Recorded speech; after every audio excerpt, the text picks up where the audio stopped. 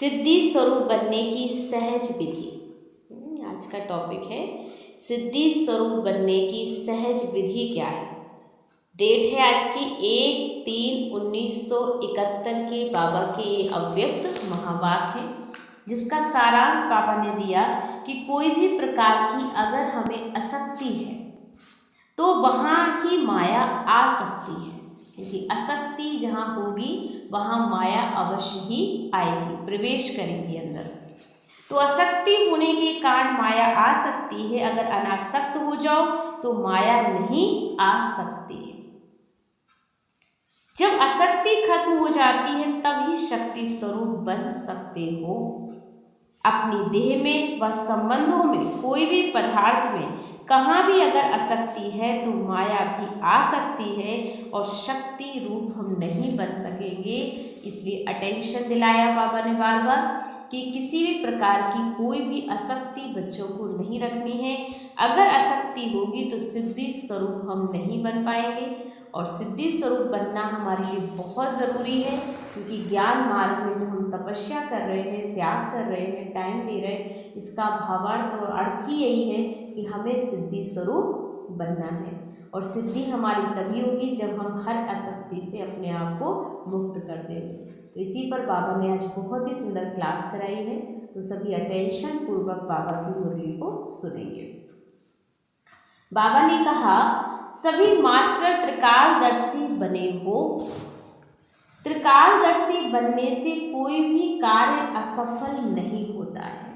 जब हम त्रिकालदर्शी बन जाएंगे तो कोई भी कार्य असफल नहीं होगा।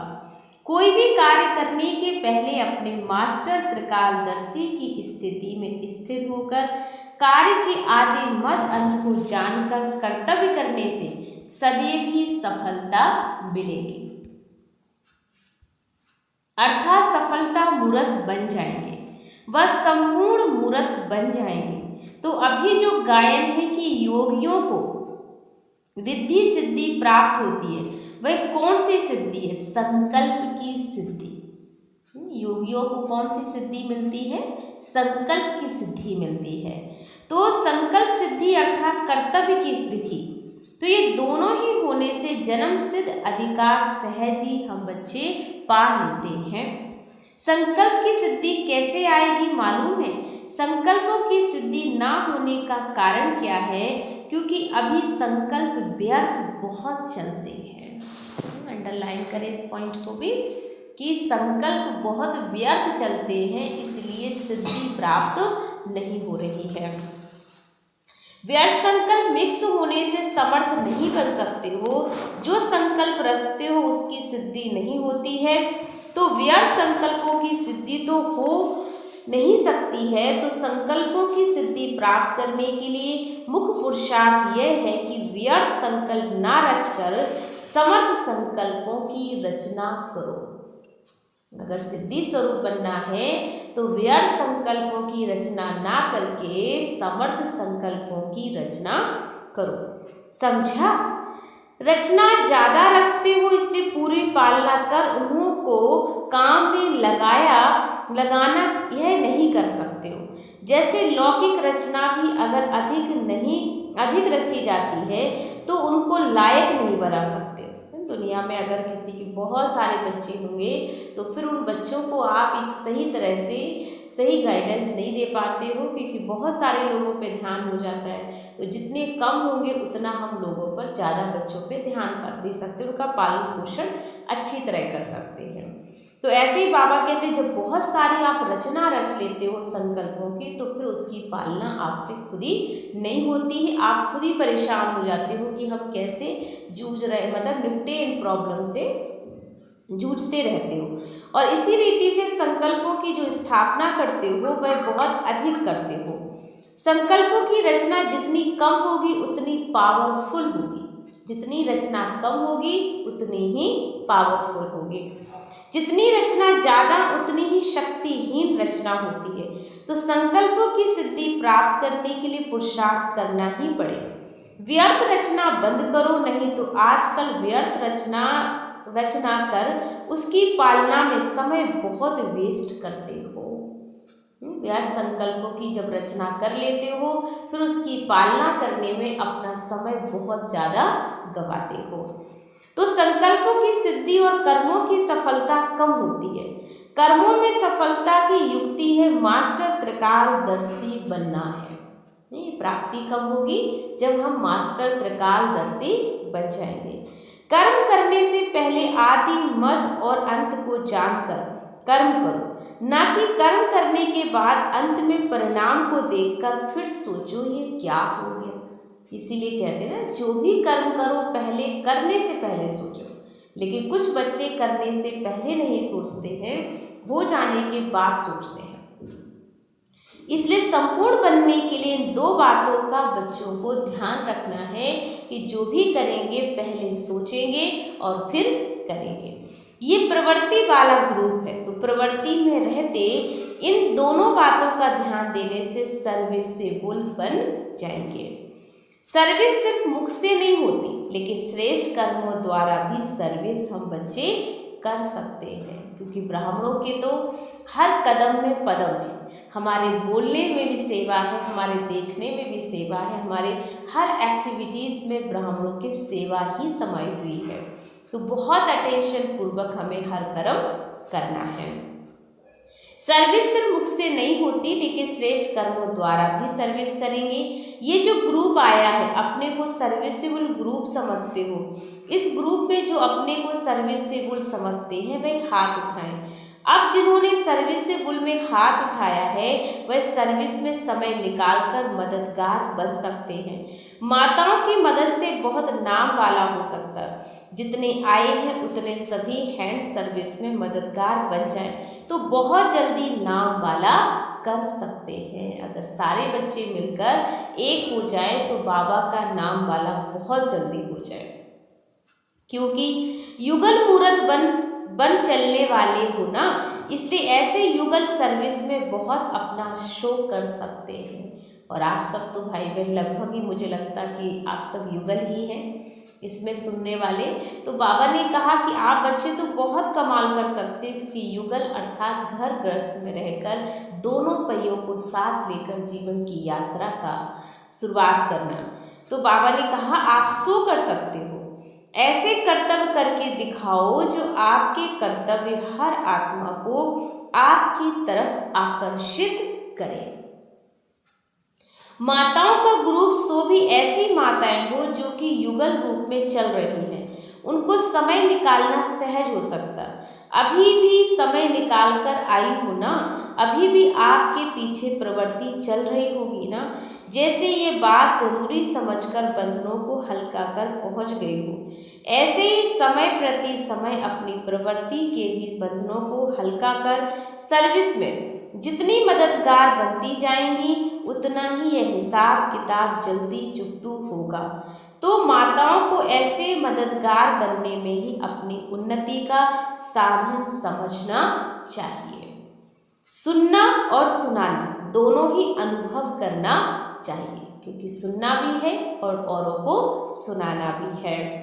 तो मददगार बनना है हमें, यही मदद लेना है हमें कि जैसे बाप मददगार बनते वैसे बच्चों को भी मददगार बनना है, और यही मदद लेना है। तो ऐसी इस ग्रुप में शक्ति भरकर जाना जो अपने बंधनों को हल्का कर सर्विस में मददगार बन सको। नहीं तो इस सब्जेक्ट में अगर कमी रह गई तो फुल मार्क्स कैसे लोगे। अगर किसी भी प्रकार की कमी रह जाएगी तो बाबा ने कहा फुल मार्क्स हम बच्चों को नहीं मिल पाएंगे। इसलिए इस ग्रुप को खास ऐसी ऐसी युक्तियां रचने की ट्रेनिंग लेकर जाना। भट्टी से क्या बनकर जाना है समझा, सर्विसेबल और मददगार बनना है। जो बाबा ने भट्टी में बच्चों को बुलाया उसमें बाबा ने कहा आप बच्चों को एक तो सर्विसेबल बनना है और दूसरा बाबा के कार्य में मददगार भी बनना है। घर में रहते शक्ति स्वरूप की स्मृति सदैव रहने से कर्म बंधन विघ्न नहीं डालेंगे। घर में रहती हो लेकिन शक्ति रूप की बजाय पवित्र प्रवृत्ति का भान ज़्यादा रहता है। बाबा ने कहा घर में रहती हो लेकिन शक्ति रूप की बजाय पवित्र प्रवृत्ति का भान ज्यादा रहता है। प्रवृत्ति में रहते हुए भी शक्तिपन की प्रवृत्ति कम रहती है, इसलिए अब तक जो भी आवाज निकलता है कि कर्म बंधन है, क्या करें, कैसे कर्म बंधन काटे, ये आवाज इसलिए निकलता है क्योंकि शक्तिपन का अलंकार सदैव कायम रह नहीं पाता। आज बाबा का इशारा है कि हमें अपने शक्ति रूप को प्रत्यक्ष करना है। हम कहीं ना कहीं अपने पवित्र जीवन भी बना लेते हैं, धारणाओं में भी चल रहे हैं, लेकिन बाबा अब देखना चाहता है, हमें शक्ति रूप को प्रैक्टिकल देखना चाहता है। तो बाबा ने कहा ये जो कर्म बंधन नहीं कट रहे उसका कारण है कि हम अपने को शक्ति रूप नहीं समझते हैं। तो अब इस भट्टी में अपनी स्मृति और बाबा ने कहा संकल्प को बदल कर जाना, इसलिए दो बातें सदैव याद रखना, एक तो चेंज होना है, दूसरा चैलेंज करना है। आप नोट कर सकते हैं, एक तो चेंज होना है, दूसरा हमें चैलेंज करना है। भट्टी का उद्देश्य दिया बाबा ने, चेंज एंड चैलेंज। शक्ति रूप में अपनी वृत्ति और स्वरूप का जो भी चेंज करना है और जितना जितना अपने को चेंज करते जाएंगे, बाबा ने कहा जितना जितना हम अपने को चेंज करते जाएंगे उतना औरों को भी चैलेंज कर सकेंगे। आप अथॉरिटी से आप तभी बोल पाते हो लोगों को कि हाँ ये काम हो सकता है, ये काम मैंने किया है, तो आप ये चैलेंज कर पाते हो क्योंकि आपने पहले चेंज किया है। अगर खुद में ही नहीं काम किया होगा तो आप लोगों से चैलेंज नहीं कर पाते हो इस बात को कि ये हो सकता है। तो चैलेंज करना है, उसके लिए पहले चेंज करना होगा। इसलिए दो बातें याद रखना, जब सुकर्म करते हो तो बाप का स्नेही स्वरूप सामने आता है, और अगर कोई विकर्म करते हो तो विकराल रूप सामने लाना चाहिए। ये भी पॉइंट बहुत अच्छा है।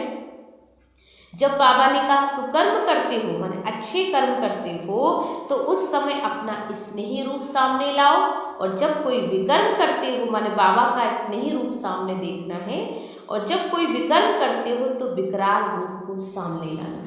मुझे याद है कि एक बार बहन हमारे सेंटर पे आए थे तो उन्होंने कहा कि जब मैं बाबा के कमरे में जाती हूँ तो बाबा के पास मैं कभी कोई मुझसे गलती हो जाती है तो बाबा की तरफ मैं देखती हूँ तो बाबा मुझे धर्मराज दिखाई देता है। ब्रह्मा बाबा को देखते ही साथ ऐसे लगता है जैसे मैं बाबा को धर्मराज को देख रही हूँ, और बाबा की आंखें बहुत ऐसी जो बड़ी बड़ी आंखें होती हैं, बहुत गुस्से में बाबा मुझे निहारा होता है। और किसी दिन मैं बहुत अच्छा काम करके आती हूँ तो बाबा मुझे इतनी प्यार से मीठी मीठी नज़रों से देख रहा होता है, नैनों में जैसे कि एक लाइट चमक रही होती है और बाबा मुझे ऐसे बाहों में ले रहा होता है। तो वो बहन का ये जो अनुभव था कि दीदी अक्सर मेरे को ऐसा हो जाता है, तो मैंने उस बहन को यही कहा कि बहन भगवान जो है आपको अपना रूप दिखाता इसलिए क्योंकि कहीं ना कहीं हम जब गलती करते तो हमें खुद ब खुद अपने दिल खाता है कि हमने ये किया, तो हमें भगवान का वो रूप जैसा हमारी मन की कहते हैं ना जैसी होगी हमारी स्मृति वैसी हमारी जो सृष्टि बनती है, तो हमारी जैसी वृत्ति चल रही होती है वैसे ही हमें बाबा दिखाई देता है। तो इस प्रकार से हमें भी ध्यान रखना है कि बाबा को जब गलती करो तो उस समय ध्यान रखो कि बाबा धर्मराज है, बाबा का वो विकराल रूप देखिए, और जब बाबा को आप अच्छा कर्म करते हो स्नेही रूप देखिए कि बाबा हमें बहुत प्यार करता है, बहुत ज़्यादा प्यार करता है। तो बाबा ने कहा ये दोनों रूप हमें चेक करना है, अपने आप में देखना है खुद को कि विकराल रूप सामने लाना चाहिए। आप लोग स्नेही तो हो ना, स्नेही सदैव सुकर्मी होते, कोई भी ऐसा कर्म ना हो, ये सदैव स्मृति में रखना, क्योंकि आप सभी सृष्टि के स्टेज पर हीरो एक्टर्स हो, तो हीरो एक्टर्स पर सभी की निगाहें होती हैं, इसलिए अपने को प्रवृत्ति में रहने वाली ना समझ स्टेज पे हीरो एक्टर समझकर हर कर्म करती चलेंगी तो कोई भी ऐसा कर्म नहीं हो सकेगा। जैसे साइंस की परमाणु शक्ति आज क्या से क्या दिखा रही है, वैसे ही साइलेंस के शक्ति दल में आप प्रवृत्ति में रहने वाली प्रमाण हो, ये परमाणु शक्ति है और आप लोग सृष्टि के आगे एक प्रमाण हो, तो आप भी प्रमाण बन करके सर्विस ही सर्विस कर सकती हो। माताओं की तो बहुत मांगनी है। बाबा ने कहा इस ज्ञान मार्ग में माताओं की बहुत मांगनी होती है। हर जगह सेवाएं जहाँ भी बढ़ रही हैं वहाँ पर माताओं की बहुत ज़रूरत होती है। माताएं ना एक तो ऑलराउंडर होती हैं, घर का भी संभाल लेती हैं, बाहर का सेंटर का भी देख लेती हैं, सबको मुस्ताए में भी रख लेती हैं। तो बाबा ने माताओं को अटेंशन दिलाया है कि माताएं सेवा में बहुत अच्छी सहयोगी बन सकती हैं। तो बाबा ने कहा माताओं की तो बहुत मांगनी है। माताओं के कारण कोने कोने में संदेश फैलाना अभी रहा हुआ। कई आत्माओं को संदेश ना मिलने की जिम्मेवारी आप लोगों के ऊपर है, इसलिए इस ग्रुप को ऐसा ही तैयार हो जाना। ये इस ग्रुप समय प्रति समय सर्विस में मददगार बन सकता है, उम्मीदवार है। जैसे अधर कुमारों का ग्रुप भी बहुत उम्मीदवार ग्रुप था, ऐसे यह भी ग्रुप होनहार है, मददगार है। लेकिन कैसे मददगार बने उसकी युक्ति भी है, लेकिन शक्ति नहीं है। इसलिए अपने स्वरूप परिवर्तन का अपने टीचर से सर्टिफिकेट ले लेना। सभी बच्चे क्या करेंगे, अपने स्वरूप से ये सर्टिफिकेट हर बच्चे को ले लेना है। जैसे एक एक कुमारी 100 ब्राह्मणों से उत्तम गाई जाती है, वैसे एक एक माता जगत माता है। कहाँ 100 ब्राह्मण और कहाँ सारा जगत। तो बाबा ने कहा जिसकी ऊंची महिमा हुई है, एक एक माता जगत माता बनकर जगत की आत्माओं की तरफ तरस स्नेह और कल्याण की भावना रखो। आज माताओं को बहुत अच्छा टेंशन दिलाया है कि एक एक माता जो भी बाबा के घर गृहस्थ से जुड़ी हैं, एक माता जगत माता बनकर जगत की आत्माओं के ऊपर तरस भी स्नेह और कल्याण की भावना रखो। जैसे एक कुमारी 100 ब्राह्मणों से उत्तम है, वैसे ही बाबा ने कहा एक माता जगत माता है। 100 ब्राह्मण कहाँ सारा जगत बन जाता है, तो सारा जगत की माता है ना। अगर एक माता निकल पड़े तो एक माता सारी जगत की माता बन जाती है। तो जगत माता बनना है आप सभी को। तो बाबा ने कहा आप सभी जगत माताओं को जगत के लिए एक तो तरस की भावना रखनी पड़ेगी, दूसरा आपको स्नेह की भावना, कल्याण की भावना रखनी होगी। इसलिए इस ग्रुप को एक वादा करना है। वादा करने की हिम्मत है, कौन सा वादा हो? सुनने के बाद हिम्मत रखेंगे। सुनने के पहले हिम्मत है, बस सुनने के बाद हिम्मत रखेंगे। क्या समझती हो? जो भी वादा होगा उसकी हिम्मत है। अगर कोई कड़ा वादा हो तो फिर सोचेंगी ना। हर एक को ये वादा करना है कि समय प्रति समय में सर्विस में मददगार और साथ शक्ति स्वरूप विघ्न विनाशक बनकर ही हम प्रवृत्ति में रहेंगे। सुना कितना अच्छा बाबा ने आपसे वादा कराया है माताओं से। बाबा ने कहा देखो समय प्रति समय सर्विस में मददगार बनेगी बाबा के घर में, साथ साथ शक्ति स्वरूप भी बनेगी और विघ्न विनाशक बनकर प्रवृत्ति में भी रहेगी। प्रवृत्ति के भी विघ्नों को खत्म करेंगी और साथ साथ अपने जीवन के विघ्नों को भी खत्म करेंगी। माने बाबा के घर में भी सहयोगी बनेगी। ये सहज वादा है। विघ्नों के आने से चिल्लाएंगे नहीं, घबराएंगे नहीं, लेकिन शक्ति बन करके सामना करेंगे। यह वादा अपने आप से सदैव के लिए करके ही जाना है। हर एक ब्राह्मण बच्चे को बाबा से ये वादा करना है। कोई भी प्रकार की आसक्ति है तो वहाँ ही माया भी आ सकती है। इसलिए किसी भी प्रकार की ब्राह्मण बच्चों को आसक्ति नहीं रखनी है। सभी आसक्ति से स्वयं को मुक्त करना होगा, तभी हम बाबा को प्रत्यक्ष कर सकेंगे। तो बाबा ने कहा अगर अनासक्त हो जाओ तो माया आ नहीं सकती। जब आसक्ति खत्म हो जाती है तब शक्ति स्वरूप बन सकते हो। तो अपनी देह में व संबंधों में कोई भी पदार्थ में कहाँ भी अगर आसक्ति है तो माया भी आ सकती है। आसक्ति माना ही माया आ सकती है और शक्ति नहीं बन सकते हो आप। इसलिए शक्ति रूप बनने के लिए आसक्ति को अनासक्ति में बदली करो। बाबा ने कहा शक्ति रूप बनना है तो अनाशक्ति के रूप में इसको बदली करो, तब जाकर के आप शक्ति रूप बनेंगे। और ये शक्ति रूप बनकर सब बच्चों को बाबा को प्रत्यक्ष करना ही है। बाबा ने फिर कहा, जैसे आप लोग औरों को कहते हो ना कि एक दीपक अनेकों को जगा सकता, ऐसे ही आप एक एक सारे विश्व के कल्याण में निमित्त बन सकते हो। तो अपने कर्तव्य को और अपने स्वरूप को दोनों को याद रखते हुए चलते चलो। ब्रह्मा की भुजाएं हो ना तो हैंड्स बनेंगे ना। अपने को ब्रह्मा की भुजाएं समझती हो। ब्रह्मा की भुजाएं का भी कर्तव्य क्या होता है? ब्रह्मा का कर्तव्य स्थापना, तो ब्रह्मा की भुजाओं का भी कर्तव्य क्या हुआ? स्थापना के कार्य में सदैव तत्पर रहना है। हद के संबंधों में आने का सिर्फ इन्हों को तरीका सिखाना है। निर्बंधन अपने को बना सकती हो, लेकिन तरीका नहीं आता। एक तो तरीका नहीं, दूसरी ताकत भी नहीं। तो ताकत भी भरना है और तरीका भी सीखना है। बाप दादा फिर भी उम्मीदवार ग्रुप समझते हैं। अब देखेंगे हर एक अपने को कितनी बार ऑफर करते हैं। अपने आप को खुद ही ऑफर करना है। आफरीन उनको मिलती है जो स्वयं को खुद ऑफर करता है। अगर कहने से करते हो तो आफरीन नहीं मिलती है। अब देखेंगे कौन कौन अपने को ऑफर करते हैं। स्नेही तो हो, लेकिन स्नेही के साथ सहयोगी भी बनो। इस ग्रुप का नाम क्या रखेंगे? नाम संस्कार होता है ना, क्योंकि परिवर्तन भट्टी में आए हो तो आप लोग भी नाम संस्कार के उत्सव में आए हो ना। इस ग्रुप का क्या नाम है? ये सदा ही सहयोगी है और शक्ति रूप ग्रुप है। बाबा के घर में आपका क्या पार्ट है? सदा ही सहयोगी और सदा ही शक्ति रूप बनकर रहना है। अब अपनी शक्ति कभी भी कम नहीं करना। जब अपनी शक्ति को गवा देते हो तो रावण भी देखता है कि अपनी शक्ति को गवा बैठे हैं, तो वह खूब आपको, बाबा ने कहा, रुलाता है। शक्ति गवाना अर्थात रावण को बुलाना। सुना? शक्ति गंवाना अर्थात रावण को बुलाना। इसलिए कभी भी अपनी शक्ति को कम ना होने देना।